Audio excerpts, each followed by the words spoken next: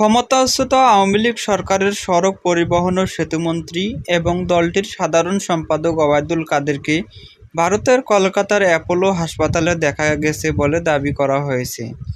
শুক্রবার সন্ধ্যায় ডিজিটাল সংবাদমাধ্যম সকাল সন্ধ্যার সম্পাদক গাজী নাসির উদ্দিন আহমেদ এক ফেসবুক পোস্টে এ তথ্য প্রকাশ করেন।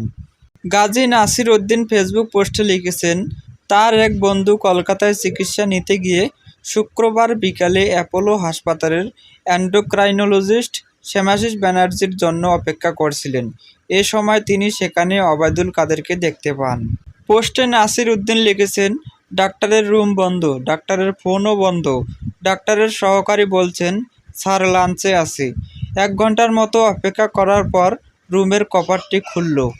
আকাশি রঙের টি-শার্ট ও প্যান্ট পরা এক ভদ্রলোক বের হলেন। লোকটাকে চিনে ফেলেও যেই না বলছে ওবায়দুল কাদের না, ভদ্রলোক সঙ্গে সঙ্গে মাস্ক মুখে দিয়ে হন হন করে হেঁটে চলে গেলেন। তিনি আরও লেখেন, আমার বন্ধু বলছে, পুরা চকচক করতেছিলেন স্যার, দেখে মনে হচ্ছে তিনি সুস্থ আছেন। গত 5ই আগস্ট আওয়ামী লীগ সরকারের পতনের পর এক সময়ের প্রতাপশালী ওবায়দুল কাদের কোথায় আছেন এ নিয়ে নানা প্রশ্ন ওঠে জনমনে।